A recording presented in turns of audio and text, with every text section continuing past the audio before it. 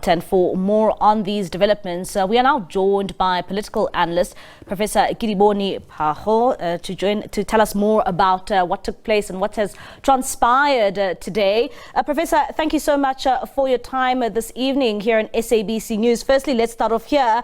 It came as a shock to many South Africans that we didn't see the budget take place today. What is your reaction to the cancellation and the postponement thereof of the budget? Good evening, Mbali. Thank you for having me. It's quite a shock to South Africans, I think, that this is happening. It's happening for the first time in the country since our democracy. It's a worrying feature.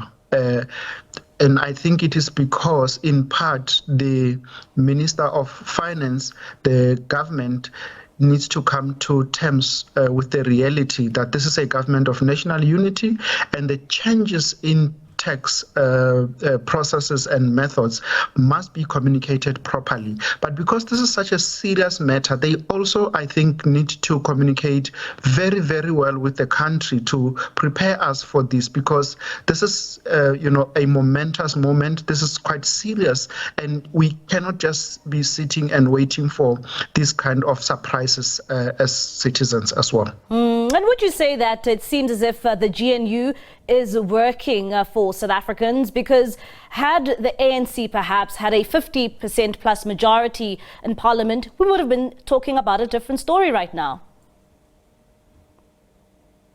Indeed, if you also go to many other countries that have coalition governments, this is also one of the important and fundamental features, that they would actually even take years to pass the budgets. And I think somehow we have seen this kind of phenomenon playing out also in the local government sphere, in some of our metros.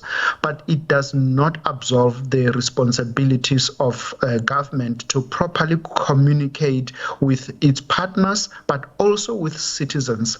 Hiking up tax, Mbali, it's quite a very serious aspect of this, and this can actually contribute significantly to killing the economy and actually making life hard for the poor people. It has got huge implications and ripple effects. So I think decisions like this need to be planned properly and thoroughly communicated. We cannot just wait for surprises on such kind of serious decisions. And you're saying, these are serious decisions which were going to be taken by government today. And why do you think that they literally waited until the last minute to take a decision that this budget won't take place? Because it seemed as if, those in the GNU seem to be not finding each other when taking such an important decision that can affect the lives of many South Africans.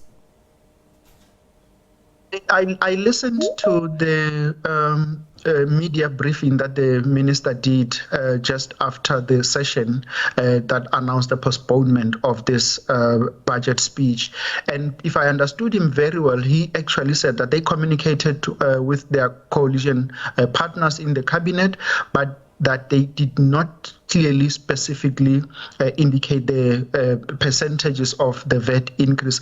And I feel this is quite unfortunate and actually even reckless, because how do we come up with trust? And his reasoning was that they were going to leak the information. The information was already leaked.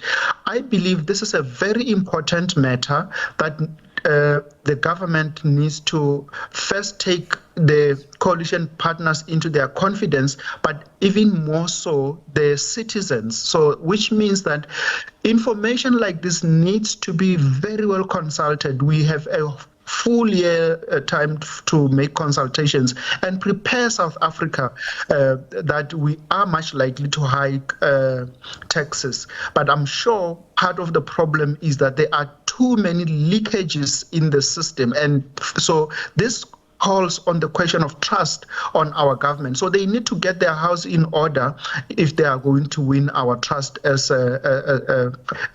citizens. Then what does it say about the GNU? I mean, we also heard, some political reaction, just after that announcement was made by the speaker. Some even saying that, the GNU collapsed. What does this decision that we saw today say about the Government of National Unity?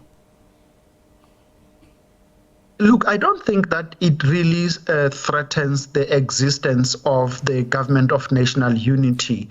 And this is just my view. My observation is that the two major partners, the ANC and the DA, are very well committed to this because they are both gaining a lot of mileage because they are able to keep this going. But of course, it will depend on to the extent to which they are able to handle this matter of the budget. We still have some time. And we hope that within the next few weeks, they are able to find each other and they are able to solve this problem. But if it lingers for too long, I'm sure it will now start to bring some other dynamics that can indeed threaten the existence of the GNU. And how does the country then deal, with disagreement on this level where it affects really the daily lives of South Africans when, a budget can't be presented because there are really still disagreement right at the helm? The disagreements are part of the configurations of our system, of our political system. And I think that for me, it's quite important because the various political parties have their different ideologies and their preferences. And this is why we have the cabinet where they should be able to thresh out issues where there are major differences. But I think it will then require the president as the leader in the cabinet to actually give the marching orders, because at the end of the day, we want to see a working government, a government that is delivering services. But I think what is actually even quite urgent for South Africans is to see that the government is able to restore trust. And one of those things is to make sure that the economy is functional, is creating employment, and that we are rebuilding our institutions. And I think this is where we've been lacking. If you look at the conditions of our local government, it's appalling. And I think we have not really seen a concerted effort except rhetoric from many of our political quarters, instead of demonstrating, what kind of action will be taken and even giving it timelines and say, this is what we will be doing. But until we have something like that, I think we will still be lingering quite a lot. Yeah, and lastly, before I let you go, I mean, what do you have to say to some MPs who say that, well, this budget should have been presented and it should have been, debated in Parliament, and then, MPs would either reject this budget or it can be approved. Do you think that the minister should have gone ahead and presented the budget? No, Mbali, I don't think so.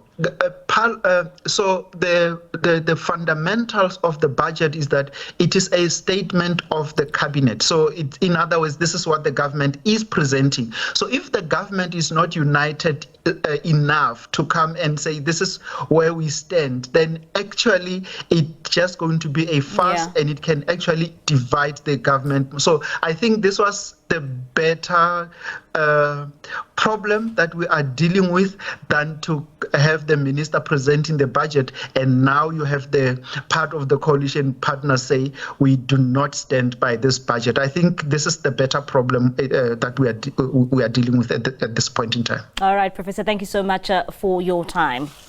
All right, that is Professor Kedibone Phago, the political analyst, just giving us his insights in terms of what we saw transpire today. Well, of course, that budget speech being cancelled and being postponed to next month.